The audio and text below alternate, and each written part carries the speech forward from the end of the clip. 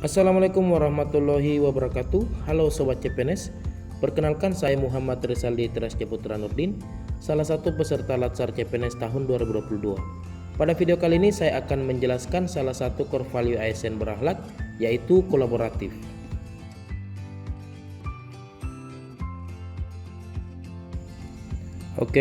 Baik teman-teman sekalian.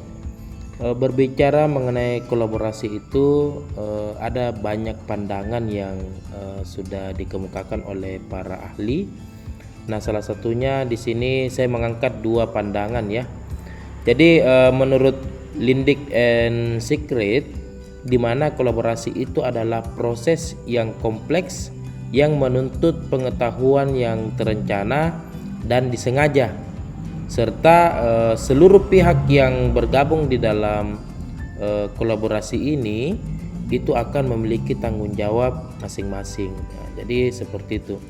Selanjutnya ada juga yang dikemukakan oleh Deer and Sink, di mana kolaborasi itu merupakan nilai yang dihasilkan dari aliansi antara dua atau lebih perusahaan yang memiliki tujuan untuk lebih kompetitif, nah, dengan mengembangkan rutinitas secara bersama. Jadi kedua pandangan ini menggambarkan bahwa kolaborasi itu memang dilakukan oleh dua atau lebih pihak, baik itu perseorangan, ya, perusahaan maupun instansi-instansi, untuk menghasilkan nilai tambah atau menjadi lebih baik ya dari sebelumnya. Jadi sini secara harfiah, di mana kolaborasi itu adalah proses yang dimana pihak dengan keahlian yang berbeda yang memiliki aspek yang berbeda masalah secara konstruktif dapat mengeksplorasi perbedaan dan menemukan solusi yang baru untuk masalah yang lebih sulit untuk dipecahkan. Nah, seperti itu. Baik teman-teman sekalian. Jadi slide selanjutnya nih ada kolaboratif pemerintahan. Nah, di sini kita mengangkat juga mengenai bagaimana pandangan dari kolaboratif pemerintahan itu.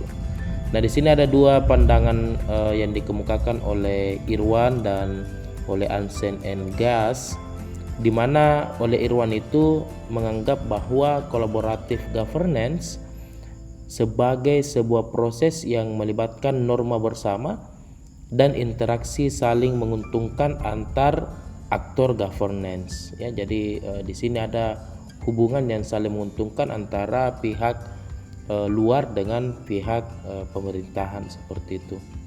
Nah, sedangkan menurut Ansen and Gas di sini di mana kolaboratif pemerintahan itu adalah sebuah pengaturan pemerintah di mana satu atau lebih publik lembaga yang langsung melibatkan pemangku kepentingan non-negara. Nah, dalam sebuah proses pengambilan keputusan yang kolektif dan formal, seperti itu, serta berorientasi pada konsensus dan deliberatif, dan itu bertujuan untuk membuat atau menerapkan kebijakan publik atau mengelola publik program serta aset. Nah, jadi di dalam kolaboratif pemerintahan ini memang sudah banyak kita lihat ya permasalahan-permasalahan yang sebenarnya terjadi di pemerintahan kita.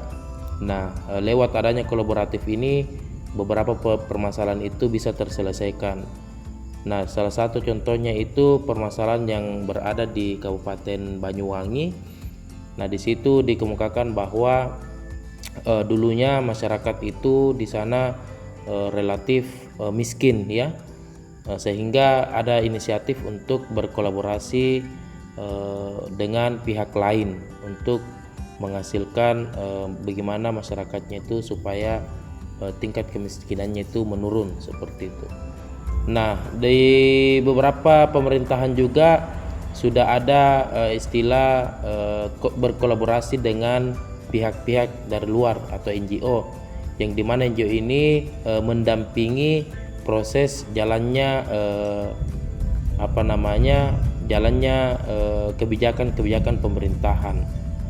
Nah, Di Sulawesi Selatan itu tepatnya di daerah Makassar, itu juga Kota Makassar itu melakukan kolaborasi dengan berbagai macam NGO, salah satunya itu dari negara Australia, di mana programnya itu menuntaskan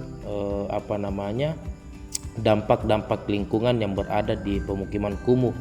Jadi di Makassar itu ada sekitar 12 yang dideteksi yang masih kumuh ya, yang berada di pinggiran, dan lewat adanya kolaborasi antara pemerintah daerah di Makassar dengan pemerintah di Australia untuk meningkatkan kesejahteraan masyarakat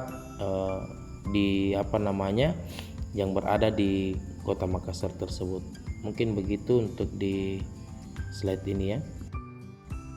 Nah, selanjutnya pada slide ini menampilkan bahwa ada 6 kriteria penting dalam berkolaborasi. Nah, yang pertama itu forum yang diprakarsai oleh lembaga publik atau lembaga swasta ya. Dan yang kedua yaitu peserta dalam forum termasuk aktor yang non-state ya. Selanjutnya yang ketiga, peserta terlibat langsung dalam pengambilan keputusan dan bukan hanya dikonsultasikan oleh agensi publik. Yang keempat, forum secara resmi diatur dan bertemu secara kolektif. Yang kelima, forum ini bertujuan untuk membuat keputusan dengan konsensus, bahkan jika konsensus tidak tercapai dalam praktik. Selanjutnya yang keenam, fokus kolaborasi adalah kebijakan publik atau manajemen, seperti itu. Jadi 6 kriteria ini harus dijalankan dalam menjalin hubungan antara satu pihak dengan pihak yang lain. Oke, baik teman-teman sekalian, jadi di slide ini kita akan berbicara tentang Whole of Government. Jadi Whole of Government itu menjelaskan bagaimana instansi pelayanan publik yang bekerja secara lintas batas atau lintas sektor guna untuk mencapai tujuan bersama dan sebagai respon terpadu pemerintah terhadap isu-isu tertentu, seperti itu. Whole of Government ini atau biasa disingkat sebagai WOG ya, merupakan pendekatan yang menekankan aspek kebersamaan dan menghilangkan sekat-sekat sektor yang selama ini terbangun. Jadi di pemerintahan ini dianggap banyak sekali sekat-sekat yang terbangun sehingga untuk menyelesaikan masalah pelayanan itu membutuhkan waktu yang sangat lama, sehingga pemerintah melakukan Whole of Government di mana supaya ada pendekatan untuk mempermudah pelayanan. Nah, di sini dikatakan Whole of Government ini merupakan layanan yang terintegrasi ya antara satu sektor atau satu instansi pemerintah dengan instansi pemerintah yang lain, sehingga nantinya akan menghasilkan pelayanan yang begitu cepat ya. Nah, selanjutnya ada juga pandangan yang dikemukakan oleh Sergold, di mana mereka mendefinisikan bahwa Whole of Government itu adalah sebagai pelayanan publik oleh pemerintah yang bekerja lintas batas untuk mencapai tujuan bersama dan memberikan tanggapan terpadu terhadap isu-isu tertentu. Nah, pendekatan yang diambil bisa pendekatan formal maupun pendekatan informal. Whole of Government ini dapat diaplikasikan agar pemerintah dapat memberikan layanan kualitas bagi masyarakat dan memberikan pekerjaan terhadap aparatur sipil negara yang lebih efisien dan tepat pada sasaran, seperti itu. Nah, baik, pada slide ini menampilkan mengapa harus diterapkan Whole of Government. Jadi rule of government ini diterapkan karena ada dua faktor ya. Yang pertama faktor eksternal, yang dimana adanya dorongan publik dalam mewujudkan integrasi kebijakan, program pembangunan dan pelayanan sehingga penyelenggaraan pemerintahan yang lebih baik dapat tercipta.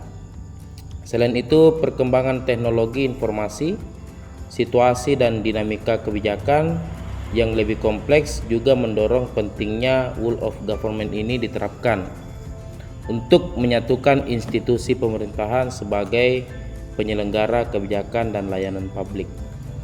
Selanjutnya ada juga faktor internal yang dimana terdapat fenomena ketimpangan kapasitas sektoral sebagai akibat dari adanya nuansa kompetisi antara sektor di dalam sebuah pembangunan.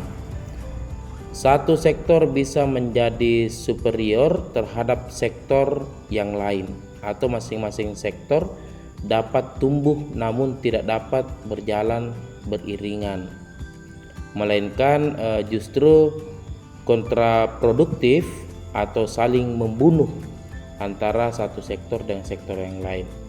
Masing-masing sektor menganggap bahwa sektornya lebih penting daripada sektor yang lainnya, seperti itu.